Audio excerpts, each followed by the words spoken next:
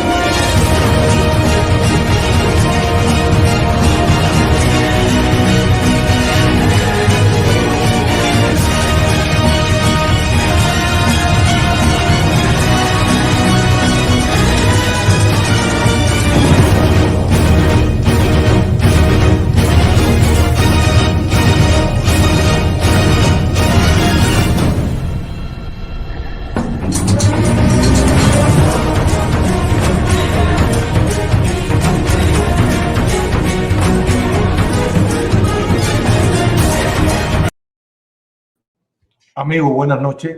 Como siempre digo, gracias a Dios. Vamos a esperar a Carlos Río, a ver si logra recuperar la internet. Algo está pasando con su internet. Por favor, tú tienes, Sergio, el teléfono de Carlos para ver si pueden recuperar el internet, por favor. Saludos, buenas noches. Ahí está Carlos Ríos, vamos a ver ahora. Buenas noches. Lo que Carlos se va, pues va a estar muy buena la información en la directa que vamos a tener hoy con Carlos Ríos. Parece que tiene problemas con el internet. Carlos tiene problemas con el internet. Si me estás escuchando en tu casa, todo parece indicar que tiene problemas ahí con el internet. Y buenas noches a todos ustedes. Gracias, de verdad. Como siempre digo, den like, por favor. Compartan la directa. Ante todo, compartan. Estamos por las redes sociales. Estamos en Facebook, estamos en Twitter. Así que vamos a ver cómo está ahí la cosa. Ya empezaron los clares. Qué bueno, bienvenido, welcome a su canal, para que aprendan, para que aprendan, porque les hace falta aprender mucho a los socialistas, a esta nueva camada de personas. Cuando tú los escuchas hablar y su comportamiento da mucho que desear. Todas estas personas que tú los ves que participan en estos conciertos y todas estas cosas, da mucho que desear, de verdad. Y ese es producto de la educación de la Revolución Cubana. Si un legado ha tenido el castrismo, es el legado de esta juventud que no se sabe expresar, que la ha tenido en la ignorancia más grande del país. El país debe ir avanzando, va retrocediendo académicamente, intelectualmente, y te das cuenta que eso nos lo están mandando para acá. Eso, perdón, lo están mandando a diferentes partes del mundo, porque es el plan del castrismo: inundar todas las ciudades, inundar los Estados Unidos de aquellos que dicen que son la nueva camada, la nueva juventud, la que no dice, nosotros no estamos por problemas políticos, la familia está en Cuba, y así nos tienen con el cuento de la familia y nos tienen enganchados con eso. Esta partida de sinvergüenza que viven aquí, se hacen ricos aquí con el dinero de nosotros, y se hacen ricos, y entonces después dice que ellos quieren cambiar a su manera. No pueden cambiar nada a su manera. Ustedes han pactado con el régimen cubano. Desgraciadamente ha sido así. Es una pena, de verdad que es una pena. La culpa es de nosotros los cubanos, la culpita de los cubanos, no más nadie. Más nadie. El comportamiento que tenemos ante la opinión pública norteamericana, políticos norteamericanos, es el cubano llenando los aviones, es el cubano que se acepta que no trabajamos fuerte. Lo digo ayer, no critico, quiero volver a decir y volverlo a recalcar esto. No critico al que vaya a gritar, simplemente antes de ir a gritar teníamos que haber hecho otras cositas por ahí, mover palanca, porque para eso tenemos un exilio fuerte, para eso decimos que tenemos congresistas, tenemos senadores, tenemos todo. Antes de comenzar, hasta que Carlos se comunique, déjenme decirle que cuando Biden ganó, el presidente de los Estados Unidos ganó las elecciones, y con todo lo que estaba pasando alrededor de las últimas elecciones en los Estados Unidos, las dudas que quedaron por aquí, por allá, una de las cosas que yo planteé con tiempo fue que este señor iba a hacer algo para legitimizar su poder, su gobierno, porque debido a la fractura, a la división de la sociedad norteamericana a raíz de su presidencia, él tenía que hacer algo para legitimizar su gobierno. Y yo hablé en esa directa y dije, una guerra. Y como dicen por ahí las personas, la guerra de Ucrania, él piensa que le viene como anillo al dedo. Y no le viene como anillo al dedo. Porque la guerra de Ucrania, desgraciadamente invadida por Putin, Ucrania es un conflicto que se extiende a Occidente. Y cuando decimos la OTAN, no hay que hablar de la OTAN de Europa, hay que hablar de Estados Unidos, que es el que tiene el poderío de verdad. La OTAN no puede ser nadie sino Estados Unidos. Entonces, tú dices, ¿por qué este conflicto Estados Unidos se ha metido de lleno completamente? Claro que hay que salvar, hay que ayudar a un pueblo como Ucrania que está batiéndose porque además Putin le dio la gana de invadir. Y hemos gastado mucho dinero ahora en mandar para el país de Ucrania. Y yo entiendo que hay que ayudar, pero hay que saber qué está pasando realmente. Y una de las cosas que él quiere para legitimizar su poder ha sido meterse en varios conflictos y varios frentes. En estos momentos, en China, hay un conflicto grande en el mar de China. Un conflicto grande porque hay un desafío y dice Xi Jinping que ve a la OTAN como una amenaza y teme que llegue hasta su frontera. Mira, ahí está. Ahora, Putin movió sus misiles balísticos a Iskander a la frontera con Finlandia. ¿Por qué? Porque estamos ante unos locos, ante unos desenfrenados mentalmente, unos tipos que han jugado a querer siendo los dueños del mundo. Uno por allá, otro por aquí, que quiere legitimizarse, quiere hacer guapo, quiere meter guapería. Hay otros métodos para parar esta guerra. Pero desgraciadamente ahora Xi Jinping dice que la desconfianza y la tensión marcan hoy las relaciones entre China y Estados Unidos. En estos momentos la cosa no está muy buena en este país. Estados Unidos abriendo frente en China. Xi Jinping con una nueva estructura al más estilo cubano.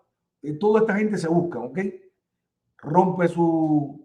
Se va a elegir en el próximo congreso del partido y también se va a reelegir como presidente hasta que él quiera. Porque además el tipo hizo una limpieza en China y tiene adeptos del ejército que están a favor de él. Ha creado una tropa élite y unos generales con mucho dinero. Es lo que vemos.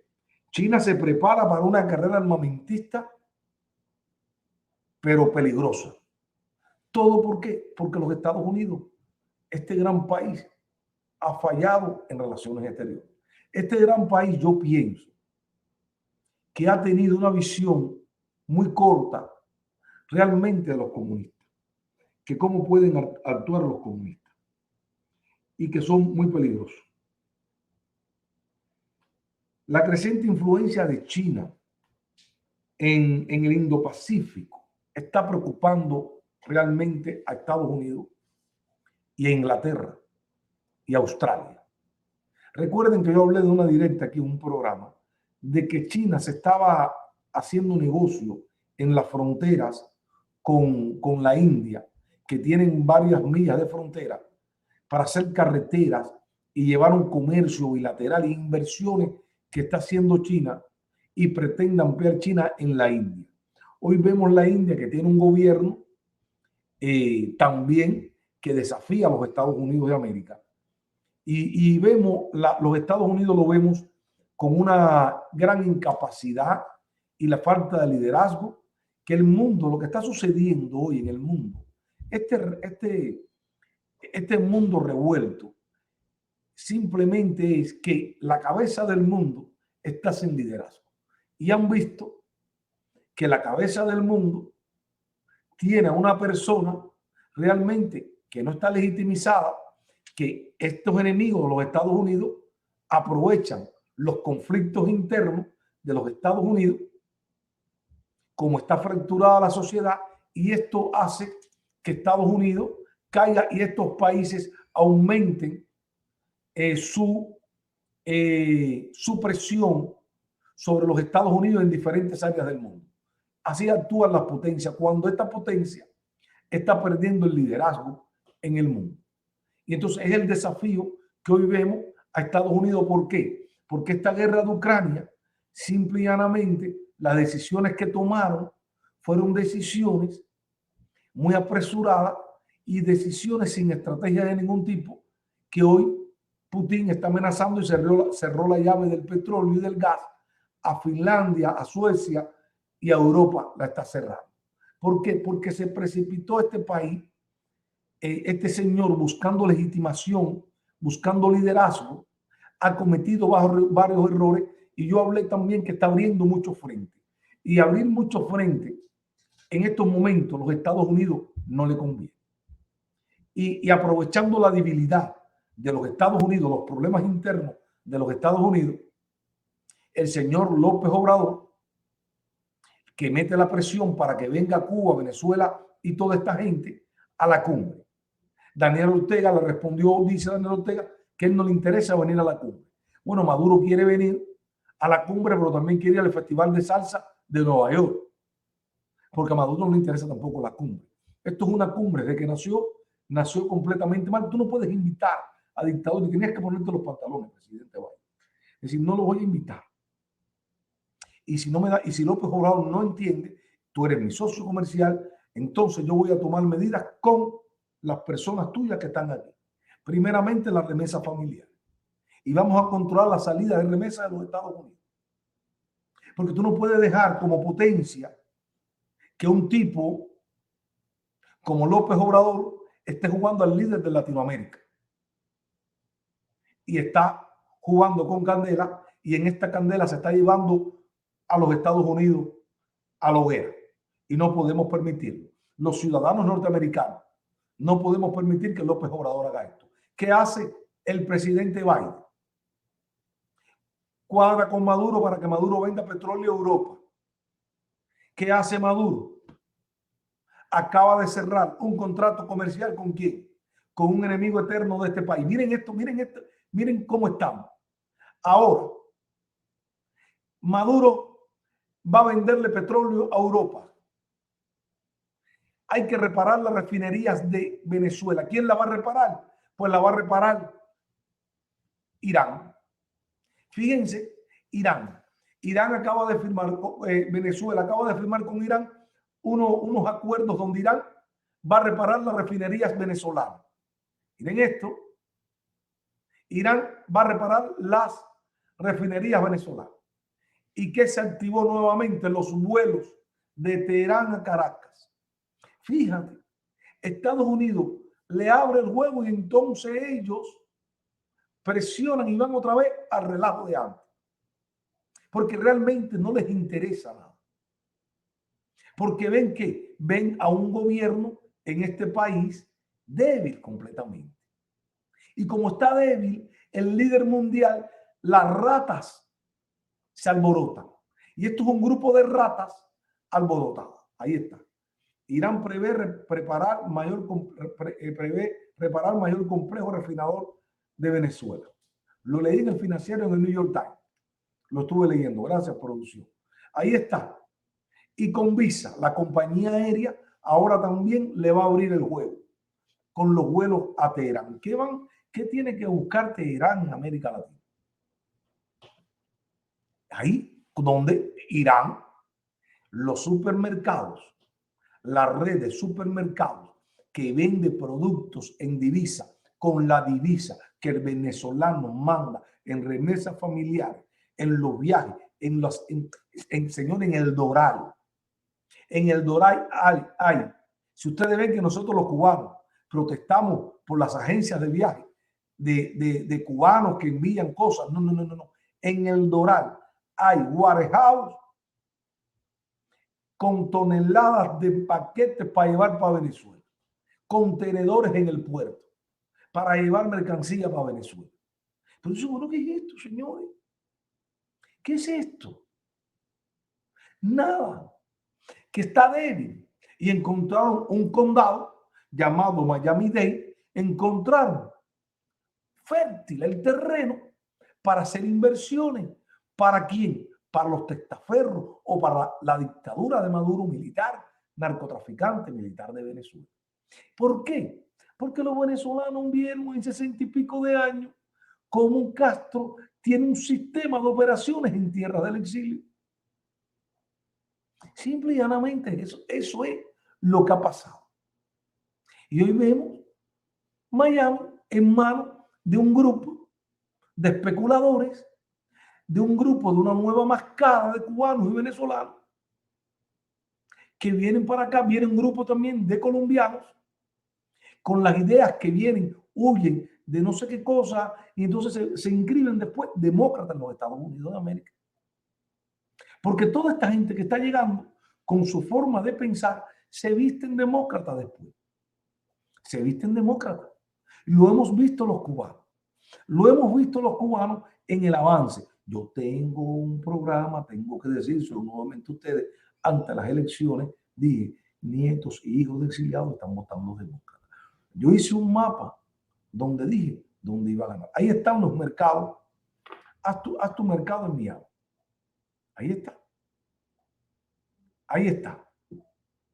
Haz tu mercado en Miami. Es el mismo modo operando. ¿Y quiénes se enriquecen con esto? Las cúpulas, señor. Los familiares de la cúpula. Porque además te mandan testaferro aquí. Te mandan testaferro y abren sus negocios con el capital de ellos y vienen y abren negocios operando a la careta para Venezuela. Entonces nosotros, yo estoy de acuerdo que se proteste contra el Tiger, este tipo. Pero coño, ¿dónde está la raíz? ¿Quién es el que lo trae? A ver, ¿quién es el dueño del Flamingo? ¿Quién es el dueño? ¿Alguien me puede decir quién es el dueño del Flamingo? De este lugar tan emblemático en la ciudad de Miami. ¿Alguien sabe quién es el dueño del Flamingo? Si el producción me puede poner quién es el dueño del Flamingo, que no tengo el gusto de conocerlo. A ver quién es el dueño. Ya vendió las entradas para el próximo concierto del Tiger, porque lo que quería era eso, un Tiger muerto. En los Estados Unidos estaba liquidado. Excesiva propaganda al Tiger y a su concierto. Muy excesivo el Tiger en su concierto. No había que darle tanta propaganda al Tiger. Fuimos a protestar, pero sin darle propaganda al Tiger. El Tiger buscó el conflicto desde que puso en sus redes sociales voy para Cuba. Y como él dice voy para Cuba y la gente se engancharon ahí. Y el cubano se enganchó. Y nos enganchamos con en el carretón del Tiger. Y tu pato y Tiger fue cogiendo fama. Desde que hizo ese Twitter hasta que llegó a Cuba, regresó y metió gente en el Flamingo. Yo quiero preguntar quién es el dueño del Flamingo. El dueño del Flamingo está con la causa cubana. ¿De quién es amigo el dueño del Flamingo? ¿Alguien me puede decir esto? Porque de verdad que hay cosas que yo no entiendo. Hay cosas que si yo empiezo a dar cabo, yo tengo que decir, oye, levántate y vete, Carlos, porque todo esto ha sido una gran manipulación. Lo que pasa es que encontramos un grupo de cubanos que nos convertimos en masa, que no nos dan tiempo a pensar. No nos dan tiempo a pensar. Decía Henry Ford, el dueño de la Ford, el proceso más difícil del ser humano es tener que pensar. El ser humano no quiere pensar. Si nos sentáramos a pensar, hubiéramos descifrado muchas cosas. Lo que pasa es que no se las voy a decir. Saquen ustedes sus propias conclusiones. Porque hay cosas que todavía yo no entiendo. ¿Qué están pasando en el corazón del exilio? Cosas, ¿y por qué? Porque en ese corazón del exilio hay un grupo, hay muchísimos cubanos de ambas partes que nos convertimos o nos comportamos como masa. Nos manipulan, nos dirigen y ahí vamos. Nos dirige la dictadura y aquí nosotros bailamos, nos dirige un grupo aquí, nos dirige un grupo allá y todos estamos bailando al son de la dictadura y al son de algunos intereses internos en los Estados Unidos. A ver, ¿quién es? Abogado de la reconocida firma Velázquez Pérez Lawn Farmer, que representan al señor Roberto Pérez, dueño del Flamingo, Teatro Bar Flamingo, enviaron una carta al periodista comunista Edmundo García en la que exige retractarse de las declaraciones difamatorias realizadas. Pero entonces, ¿quién es? Roberto Pérez, el dueño. Roberto Pérez es el dueño del Flamingo. Roberto Pérez, ojalá que usted tome conciencia que usted está en una ciudad donde hay mucho dolor y que desgraciadamente el dinero no tiene ideología, pero hay mucho dolor en la ciudad del exilio. Roberto Pérez. No sé si es Roberto Pérez el dueño del Flamingo, pero de verdad que es triste que usted abra un salón, un lugar en el corazón del exilio cubano donde hay mucha sangre y se le dé representación a un personaje que se burla del exilio cubano. Se burla del exilio cubano. Y es triste, de verdad, sinceramente, es triste. No digo que levante su conciencia. Levante su conciencia y por favor, pero desgraciadamente ya se vendieron, dicen las entradas, porque hay cubanos que compran eso. Porque hay cubanos desvergonzados, hay cubanos con falta de conciencia. En todas las etapas, Vamos los cubanos así. Cuando ese cubano entienda que vive en tierras de libertad, entienda por qué salió de Cuba, entonces tal vez lo podemos tener de nuestro lado. Por este momento, el cubano está fuera de lugar. Vamos a ver a Carlos qué pasa con Carlos. Pregunten a ver qué pasa con Carlos Ríos. Carlos, ¿tienes problemas con la internet? Déjame decirle a Carlos. No sé por dónde se está conectando, pero presenta problemas. Qué lástima, porque es un programa muy bueno con Carlos Ríos, con mucha información. Y Carlos es el que la tiene. A ver, vamos a llamarlo. Perdón un momentico, por favor. Saca un momentico, producción.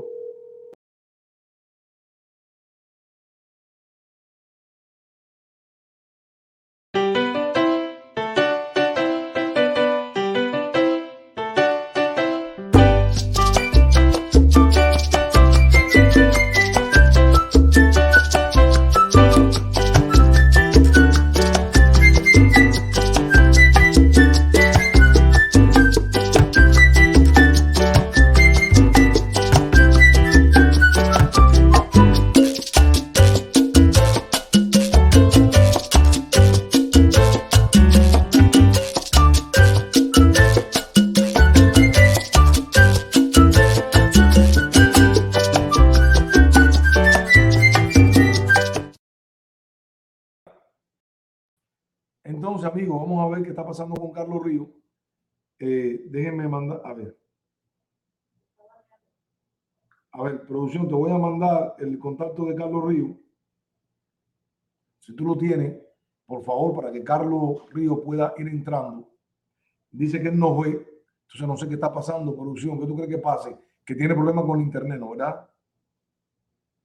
A ver, déjame volver a mandarle, déjame volver a mandarte el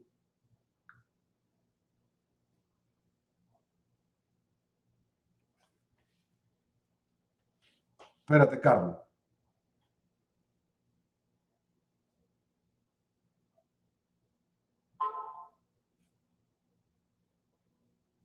Ahí te lo mando. Gracias. Permítanme, por favor. Disculpen, estamos en vivo. Esto pasa cuando estamos en vivo.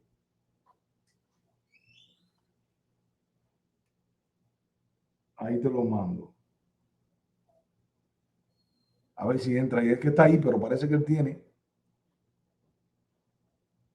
Ahí no ve. Él está dando vuelta. Carlos, tú estás dando vuelta. Si tú me ves, tú estás dando vuelta. Eso es el problema con el internet. Que no parece que tienes un problemita ahí con el internet de tu casa. A ver. Déjame pasarte el teléfono, por favor. Producción, pásale el teléfono al editor por ahí, que te estoy mandando por el otro teléfono. Perdonen, por favor. Ahí va, ahí te va, producción. Saludos a todos ustedes. Gracias, de verdad. Gracias por conectarse. Carlos Ríos, el invitado de esta noche, que ustedes ven, nuestro amigo, tiene el libro, y un libro que está muy bueno, que yo he leído, de muchas cosas de Angola. Yo solo recomiendo que lo busquen. Mercenarios o internacionalistas con las tres carabelas, con la Niña, la Pinta y la Santa María, con los barcos, cómo Cuba, las invasiones, cómo se ganó dinero, que realmente, qué fue hacer las tropas cubanas. Necesitamos que Carlos entre para que Carlos nos explique estas cosas. Si no, Carlos, lo que podemos hacer, producción, en lo que Carlos, que hable nada más, a ver si él puede hablar, y pongo una foto de Carlos, y a ver si podemos que Carlos hable y que no entre su imagen. Desgraciadamente, está presentando problemas Carlos. También tiene un libro como este, que se lo recomiendo, está muy bueno.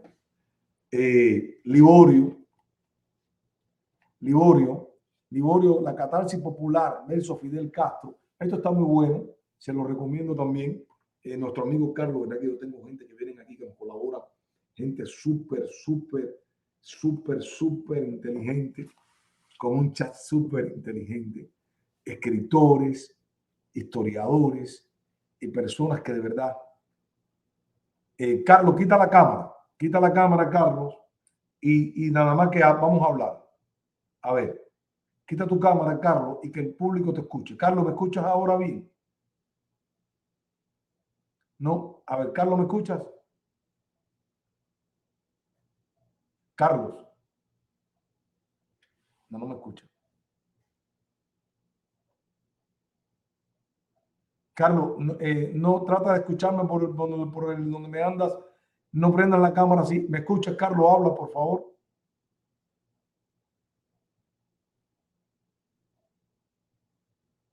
Den like, por favor. Qué lástima, porque si necesitamos esta información hoy de Carlos Ríos. Porque Carlos tiene mucha información. Estuvo en Angola. Vamos a enseñar fotos y fotos de él. 17 años. Carlos participó en la guerra de Angola. Muy jovencito. Fue de los primeros que fue a Angola, donde hay muchas personas que vinieron locos de Angola. Hola, te oigo, Carlos, yo te oigo. A ver, tú me escuchas, pero háblame. Si tú me escuchas, pero yo no te escucho a ti. Si tú me estás hablando. A ver, ¿y ahora tú me escuchas? No, te escucho por el teléfono. Voy a apagar el teléfono porque tú parece que estás transmitiendo por el teléfono. Sí. Ah, ese es el problema. Y el teléfono, cuando tú entras, ¿qué no te da opción de la cámara? Sí, cuando yo entro por YouTube me da opción de todo. Sí, pero el problema es que tienes problemas con tu internet. Está muy lento el internet dentro de tu casa. Wow.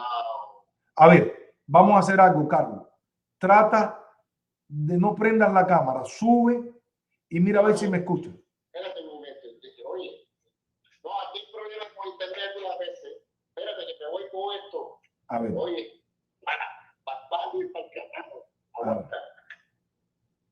Quita el wifi y conéctate por los datos.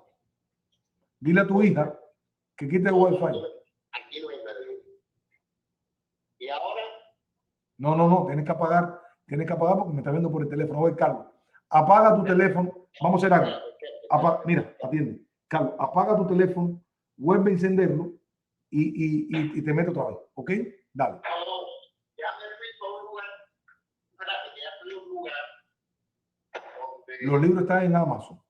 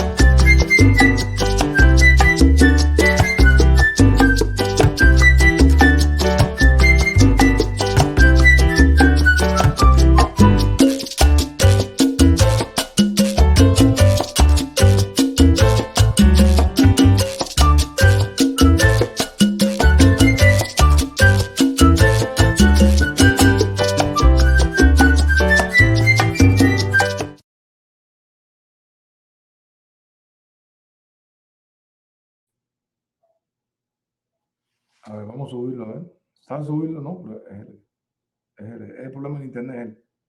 Carlos, ¿tú me escuchas? No, es él. Si no tenemos que dejarlo para otro día, hermano, porque de verdad qué pena.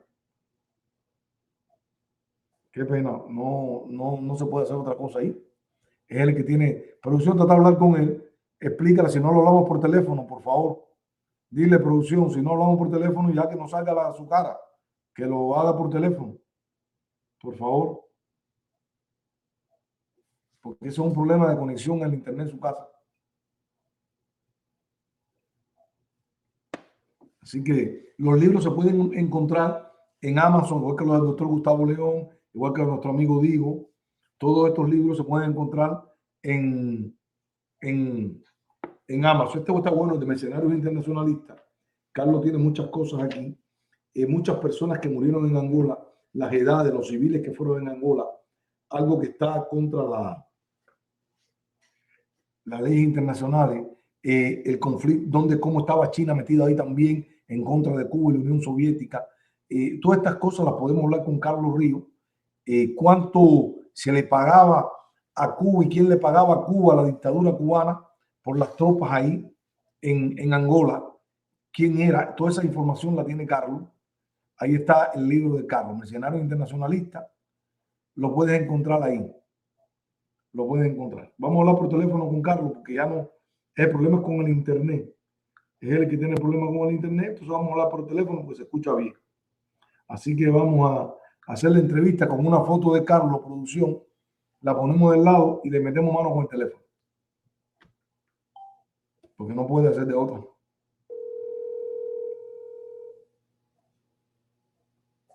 Carlos.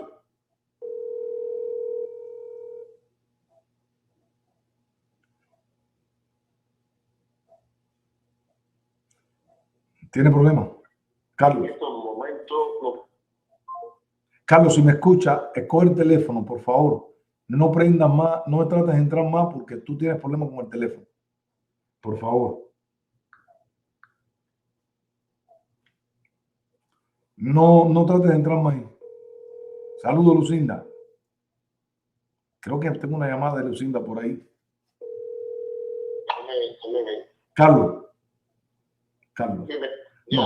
No, ya, déjalo por teléfono, Carlos. ¿Tienes problema con internet, ok? Sí. Hasta que llegue tu hija, a ver si llega tu hija y te explica ahí lo que está pasando.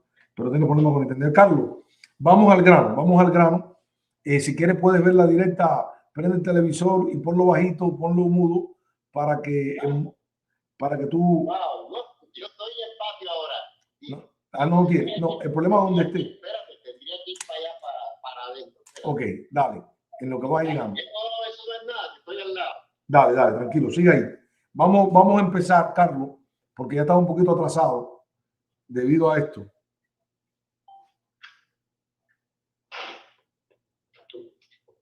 Ya, vamos a hacerlo por teléfono, producción. Manda un mensaje interno, producción. Vamos a hacerlo por teléfono. Está mal el internet, vamos a hacerlo por teléfono. Carlos, ¿estás ahí ya? Yo estoy aquí. Ok, ya. Yo estoy poniendo el programa ya. Ok, bájalo para hablar por teléfono. Tú no... No, yo lo Ok, Carlos. Nada más que pase. Claro, porque tú sigas las imágenes. Ok, por eso. Va a tener un retardo, pero no importa. Carlos, estamos hablando, Carlos, vamos a hablar esta noche de la guerra esta de Angola, Carlos. Esta operación, Carlos, que Fidel Castro fue hacia Angola. Carlos, ¿cómo comienza este proceso? ¿Y por qué Fidel se embarca en esta aventura y nos mete a una isla chiquitica en el Caribe a esta aventura, Carlos? Mira, Fidel había inventado la continental. Era África, Asia y América Latina, promover las guerras de guerrilla, pero también apoyó a organizaciones terroristas, a no ir tan lejos, a los macheteros de Puerto Rico. Claro. Entonces, había un movimiento fuerte en los años 70, finales del 60 y 70, de la descolonización de África, sobre todo que quedaban muchos países de África que estaban supeditados a la colonia antigua, en este caso Angola a Portugal, que era la joya de la corona de Portugal. Y Fidel Castro aprovechó la coyuntura en abril del 75, Estados Unidos salía de la guerra de Vietnam. Entonces, hacía ya como 10 años, el movimiento de liberación de África era muy fuerte y el de Angola, Mozambique era muy fuerte. Pero hablando del caso de Angola, los Estados Unidos apoyaban en la Guerra Fría apoyaban, asesoraban, daban cierta cantidad al FNLA de Jorge Roberto. Este señor Jorge Roberto era Ve poniendo mi imagen, producción. Era el decano de los movimientos de liberación nacional de Angola, que radicaba en Zaire, hoy Congo Democrático, y era cuñado de Mobutu Sese Seko.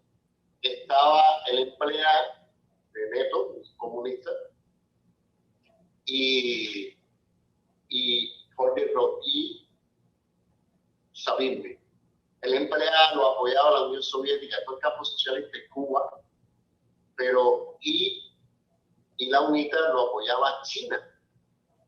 China después se quitó de la UNITA porque UNITA se unió al apoyo, dejó que lo apoyara Sudáfrica, racista, y China, parece que los líderes valoraron, oye, al lado de yo voy a perder a toda África negra.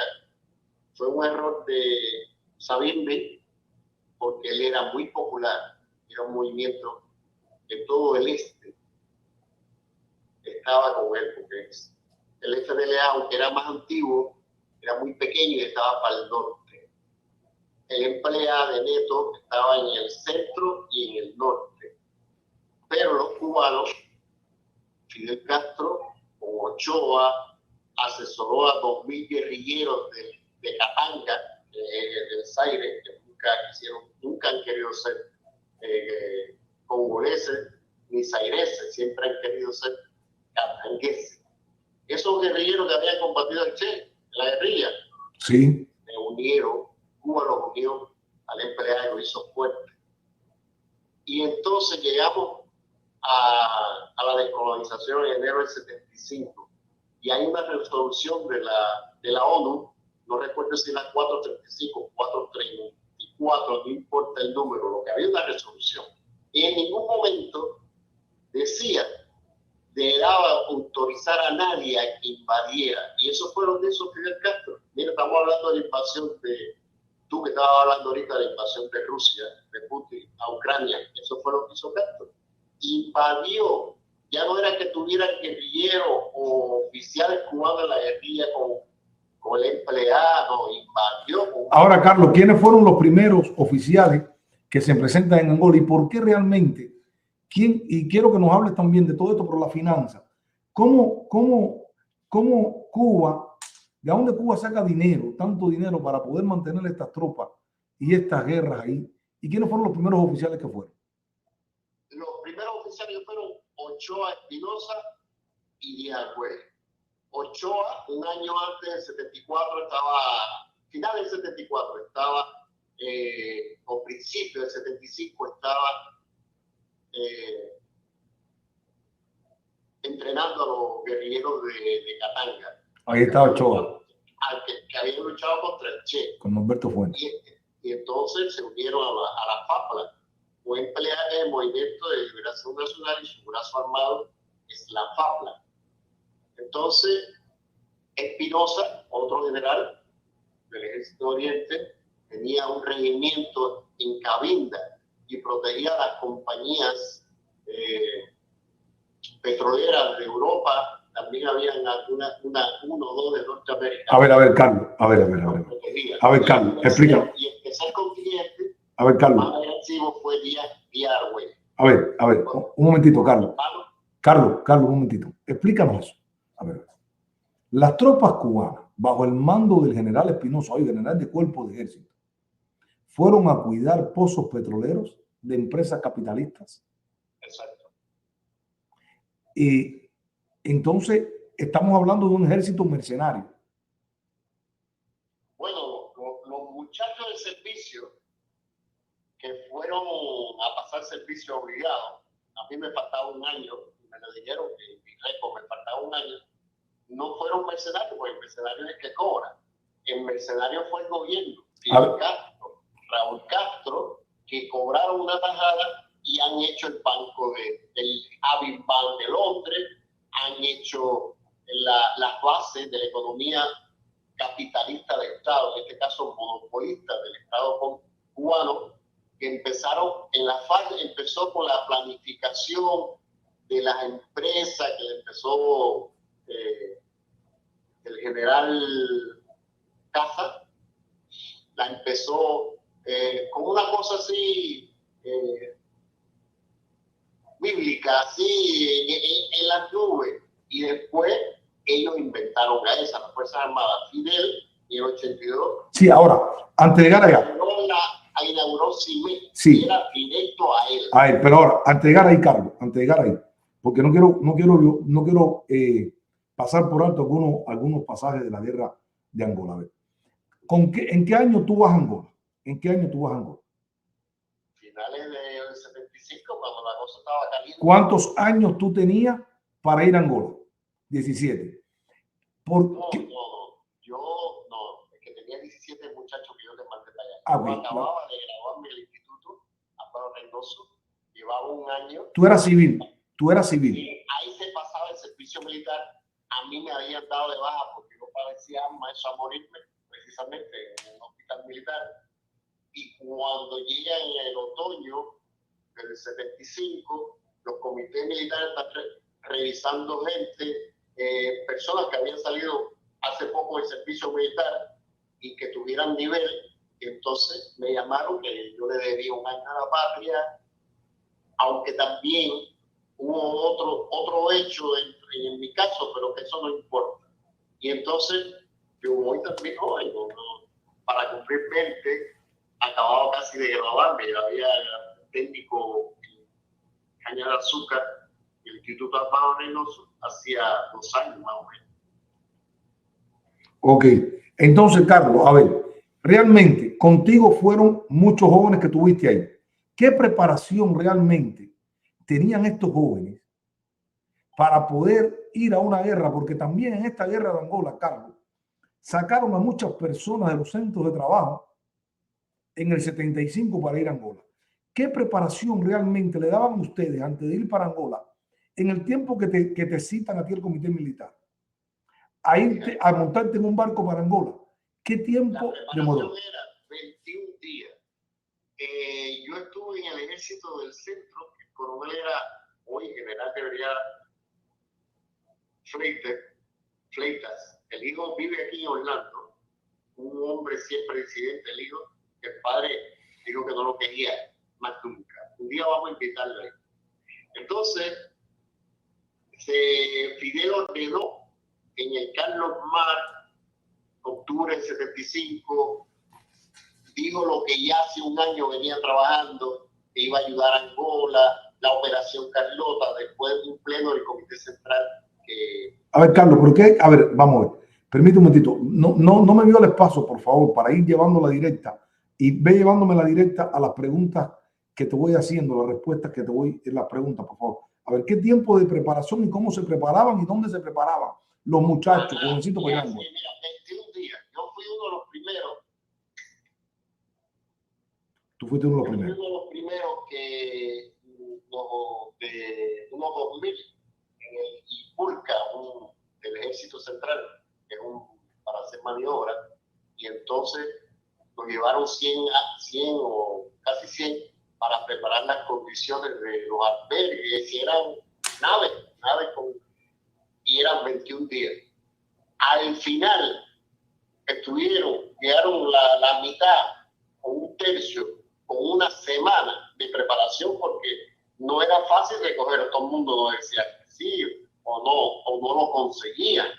La cosa es que los últimos no tuvieron ni 10 días de preparación para una guerra de ese tipo, ¿comprende? Y entonces por eso hubo sobre todo muchos accidentes, y también la UNITA y los sudafricanos eran ejércitos preparados, ellos no eran fáciles. Hubo muchos muertos. El gobierno reconoce casi 3.000, pero es mentira. Se sabe que hay alrededor de 9.000 muertos y 11.000 mutilados. A ver, 9.000 muertos. El coronel Prende de la FARC, que por qué si generalmente es de 3-1, hay un muerto y 3 mutilados. Y él me dijo que como las distancias eran tan grandes, y cuando tú caías en una emboscada, tú no podías llevar a tus amigos o a los heridos, o te salvabas tú, y entonces por eso casi 9.000 a 10.000, de 9.000 muertos a 11.000 mutilados, parece una cifra relativamente igual.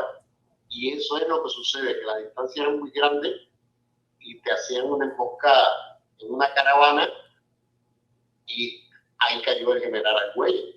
En una caravana cayó la BTRD, voló por los aires y incluso no se recuperó el cuerpo. Hay una compañía de Cielo de Ávila que cayó en una caravana, eran 127, cayeron 16 y 56 heridos. en la primera refriega, estaban como a 40 kilómetros y por la selva.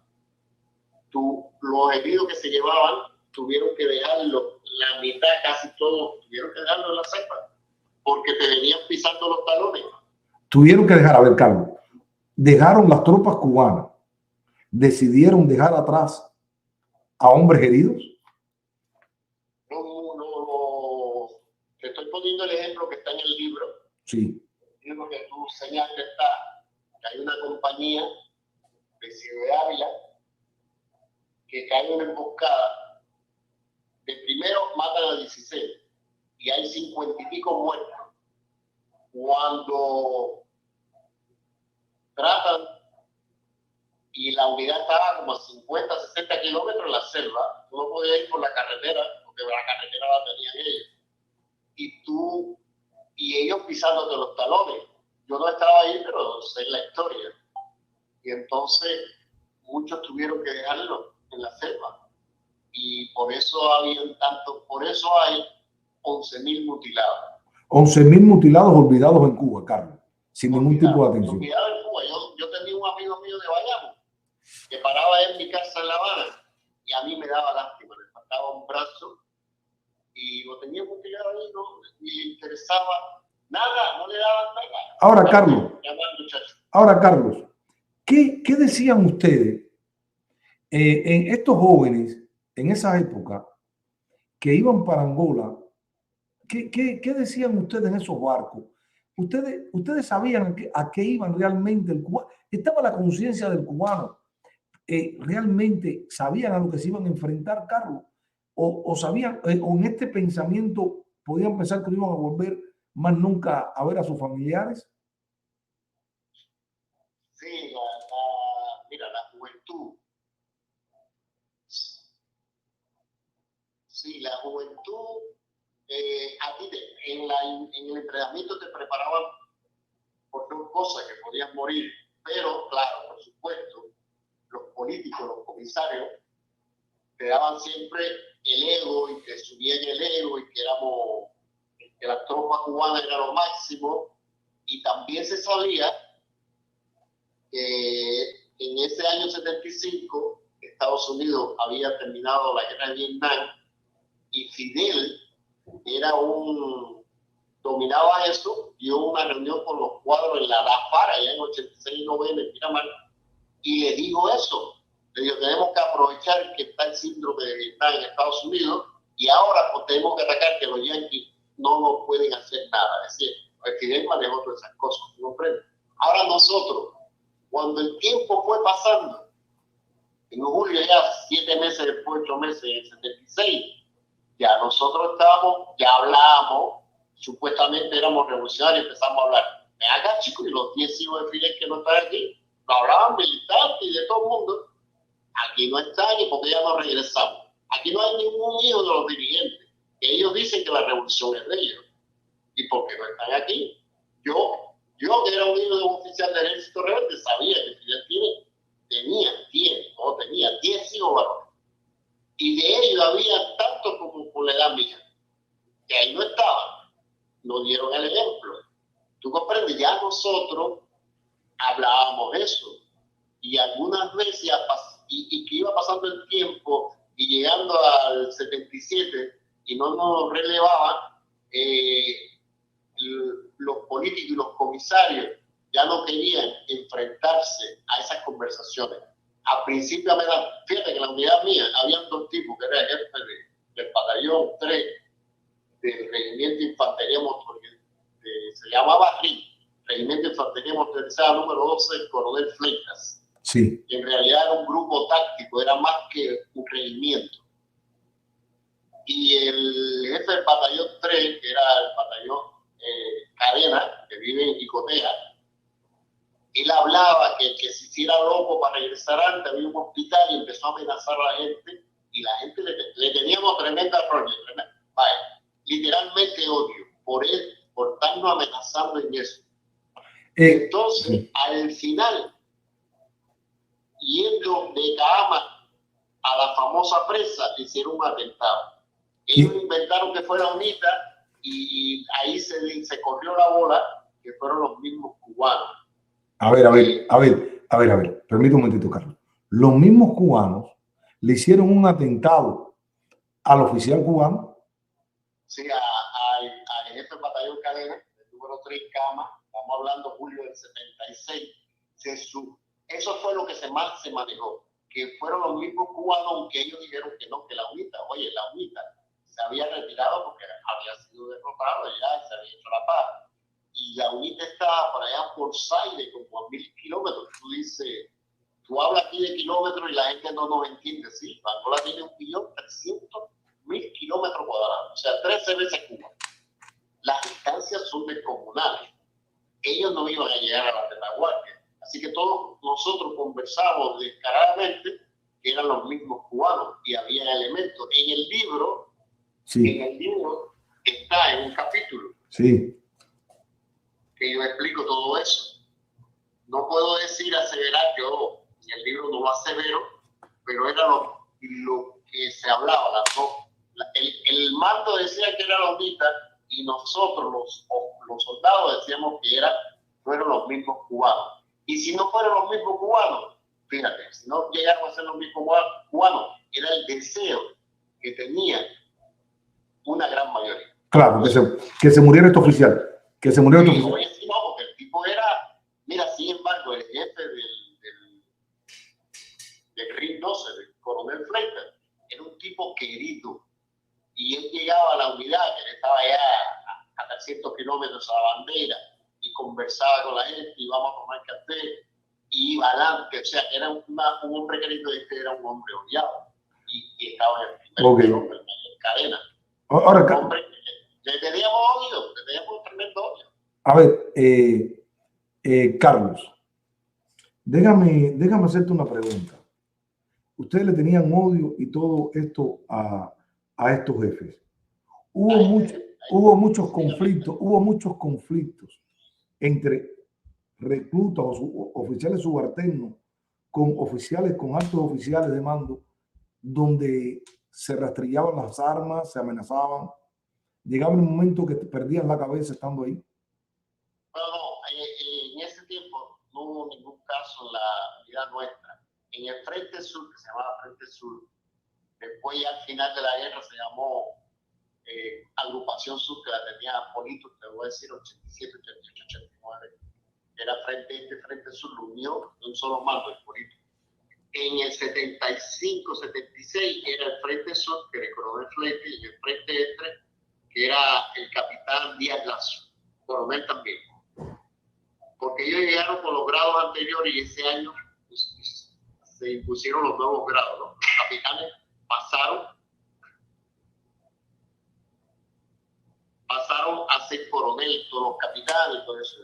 Entonces, déjame decirte que en la unidad mía no hubo ningún caso de subordinación. Sin embargo, hubo 2 casos que en Sabandera, que era del pelotón de retaguardia, del mismo general del coronel Fleite, Fósforo le decíamos, que era de Cárdenas, se perdió. Se firmó la paz en marzo, la firmó Polito, un general de la Sudáfrica. Se perdió Fósforo y apareció en octubre, 4 o 5 meses después, se daban los partes como desaparecido. Y en la unidad mía, en el batallón, se perdió un cocinero, le decíamos Calambú. Yo no me acuerdo. ¿Se perdió o desertó o lo dieron por muerto? No era lo que pasó. Entonces aparecían desde abril, desde mayo. No aparecían, se daban como desertores porque esa es la ley, ¿no? Si tú no tienes el cuerpo y no sabes dónde está, tú lo das desaparecido. Pero el primer caso Fósforo era de la compañía de retaguardia del mismo coronel Fleite, de la escuadra de reparaciones, o sea, mecánicos, se había internado en un prostíbulo de Sabandera que habían dejado los portugueses, fue cuando la guerra, y él se hizo dueño de ese prostíbulo. Y entonces Fósforo y Calambuco, que era de mi unidad, era cocinero, yo lo conocía personalmente, habíamos como 300, de 700, habíamos 300 de paludismo. Él fue de los más graves y lo ingresan en el hospital de Salabandera, allá. ¿Hubo muertos por paludismo? No, muchos enfermos. Por paludismo en la unidad mía no, pero sí muchos enfermos. Entonces, tú verás lo que pasó con Calambuco. Calambuco le dan de alta en el hospital, viene un camión eso de servicio, 10 kilómetros antes de Cama, se queda y se metió en un quimbo. Y ahí estuvo ahí como 4 meses. Tenía una poligamia ahí. Y un día creo que era hicimos una actividad esa que daban los efemérides, no me acuerdo si era un 26 de julio, un 13 de agosto, algo de eso. Y dice uno de los niños que estaban enseñando armas y eso así, y dice uno de los niños, yo sé manejar eso. ¿Y cómo tú sabes? Dice el trigo, ¿cómo tú sabes? Delante de la gente, porque eso estaba, ¿cómo tú sabes eso? Un niño como de 12 años. Dice, no, compañero, camarada cubano. Y decía, camarada cubano me enseña. Y entonces era Calambuco, que se había establecido hace 4 años. Los políticos quisieron hacerle un juicio allá en Miriambundo y lo defendió, hicieron un juicio en Paripé y lo defendió un civil de un oficial de la reserva, pero que estudiaba abogacía, y entonces el tipo lo defendió con tremenda defensa. El principal testigo de la defensa de los acusados era el coronel, porque era casualidad que Calambuco había pasado el servicio, era un hombre de 30 y pico años, cuando el jefe del frente, coronel Freite, que era teniente en la Loma del Cine y el Ejército Central, había pasado el servicio con él y le tenía tremendo afecto. Se lo llevó y Calambuco se bajó y se metió en una base y todo eso le sirvió. Ahora, Carlos, ok, ahora déjame preguntarte algo. Vamos a ir rapidito, Carlos. Para decirte, lo querían, para dar un ejemplo, los políticos querían fusilarlo. A ver. Los políticos querían fusilarlo. Escuchen esto, amigos. No, el ambiente que había, para dar un ejemplo, por el sector en tiempo de guerra, ese era el ambiente que había. ¿Quién era el jefe de la misión en ese tiempo? Te estoy diciendo que Freite dijo que no. Pero Freite en Luanda, ¿estaba Freite jefe de la misión? No, en Luanda no, el Frente Sur. Sí, pero el Frente Sur no tenía que rendirle parte a Luanda si iban a hacer una cosa de esa índole. No, yo no sé, eso sí no lo sé, pero... ¿Cuántos oficiales fusilaron en Angola, Carlos? Freite en ese juicio plantó allí y dijo que no, y que la defensa, que se llamaba José Luis,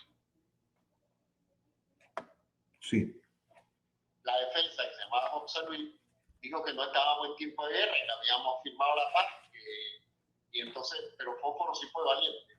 Fósforo dijo, no, espérese un momento, diversionismo ideológico, y que yo cumplí en la guerra, ya estábamos en paz y yo vine aquí voluntario.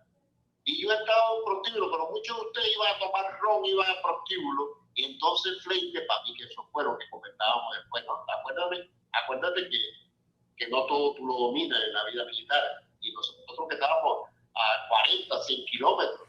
Claro. Yo fui uno de los invitados porque ellos cogieron testigos para el juicio, para que después lo dijeran en la unidad. No fue todo el mundo porque estábamos en guerra. Pero Freite dijo, a mí que después comentamos que Freite paró eso, porque él era uno de los que iban prostíbulos. Ahora, no, sí, me imagino, los jefes siempre incorruptos en Cuba. Ahora, Carlos. No, pero fíjate lo que dijo Fósforo. Fósforo debe ser un octogenario porque era un hombre de 40 años. Fósforo dijo, ven acá.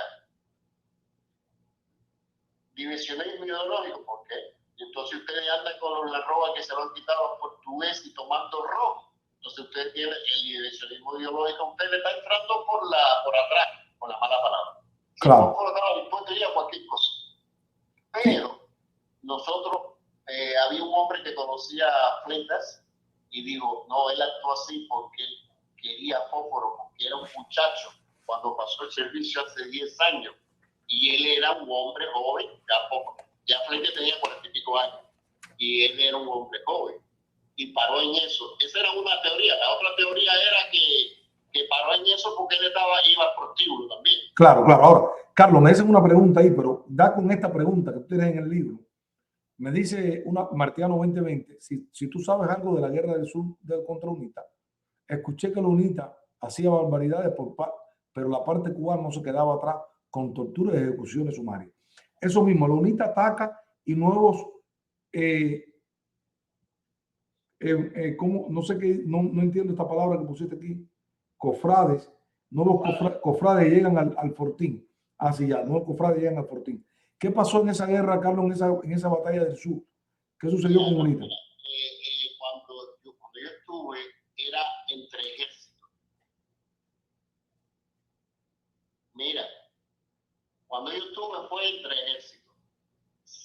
Según lo que yo cojo, datos que yo cojo, testimonio del libro, ya en los años del 84, 89, el sexenio ese, que hay un capítulo que dice un sexenio para matar, en ese sexenio sí hubo exceso de ambas partes.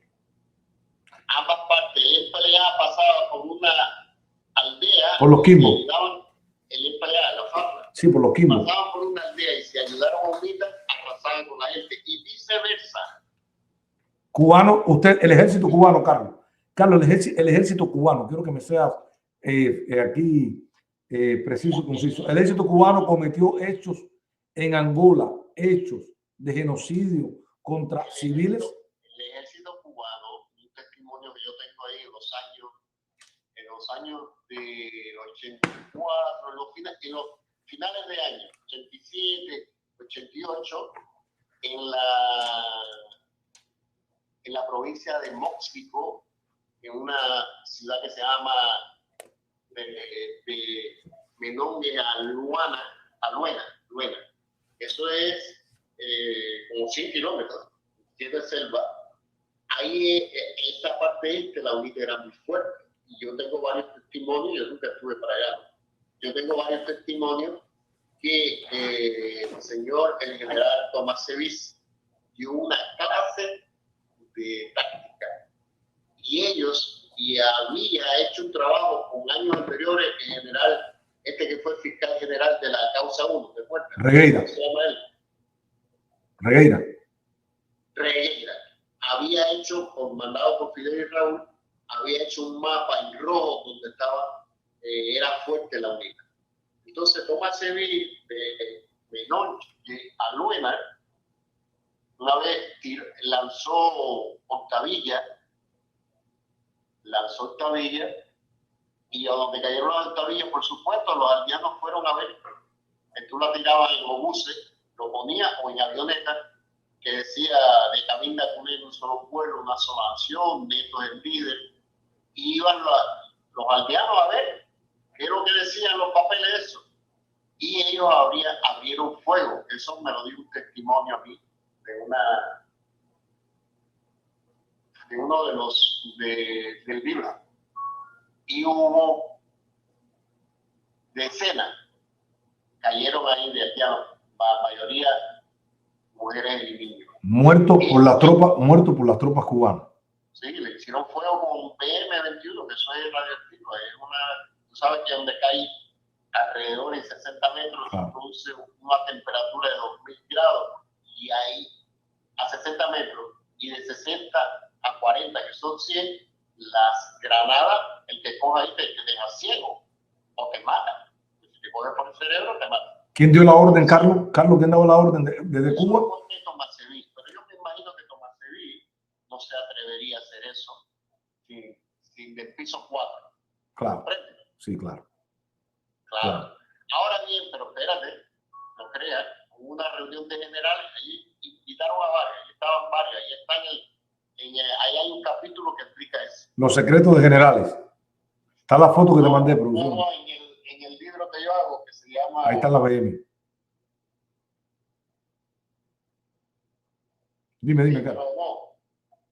En el libro que yo hago, Mercenario Internacional, hay un capítulo que explica eso. Sí. Entonces, para decirte, no vayas a creer que todos los generales están de acuerdo. Por ejemplo, hubo uno, López Cuba, que plantó. Claro. Dijo que eso no, que se luchaba, pero que cómo era eso. Y se atrevió a decirlo después de una reunión en el Estado Mayor. Ahí está en el libro. Claro, sí. Intensamente, el hombre estaba rozagante, sano, fue un chequeo médico y de momento tenía un Zika y murió en 72 horas. Entonces nosotros decíamos, óyeme, eso no es casualidad, a esta gente no se le escapa nada. ¿Comprende? Entonces, sí, López Cuba, yo me recuerdo, López Cuba era jefe de la sección política de las Fuerzas Armadas por mucho tiempo. Esa es la sección política, fue el que se quedó después de Ochoa y La Guardia cuando llegaron a los sandinistas al poder, fue el que organizó el ejército en Nicaragua. Ahí estaba el presidente Adeo en esa época. Ahora, Carlos, una pregunta. Carlos, una pregunta. A ver, tú pones mercenarios internacionalistas. El título del libro, Mercenarios Internacionalistas, internacionalista para el pueblo cubano, para la propaganda comunista, pero mercenario. Cuando tú me pones mercenario, yo entiendo, a ver, permíteme, yo entiendo que las autoridades cubanas recibían dinero. A ver, un general, a ver, primero, ¿quién le daba el dinero?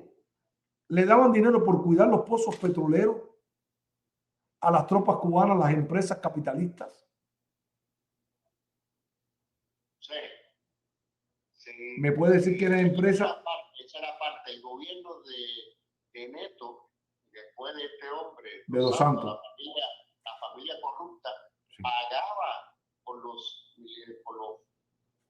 cada soldado $2,000. A ver, Carlos, a ver, permíteme. Por los soldados pagaba de $2,000 a $3,000. ¿Cuánto dinero? Sí, tú tienes aquí, tú tienes el libro, pero ¿cuánto dinero cogían realmente los soldados cubanos? No, nunca cogieron nada. Eran muchachos del servicio militar con 7 pesos. Nunca vieron de los $2,000 a $3,000, nunca vieron dinero, Carlos. No, eso iba directo a la cuenta del comandante en jefe y del general. Escuchen esto, amigos. Escuchen esto, los amigos que están. Eran muchachos que se pagaba 7 pesos, creo que se le paga en esa época, al servicio militar obligatorio. Carlos, ¿qué comían? No, comida sí, había suministro de comida, ropa y todo eso, sí, estaba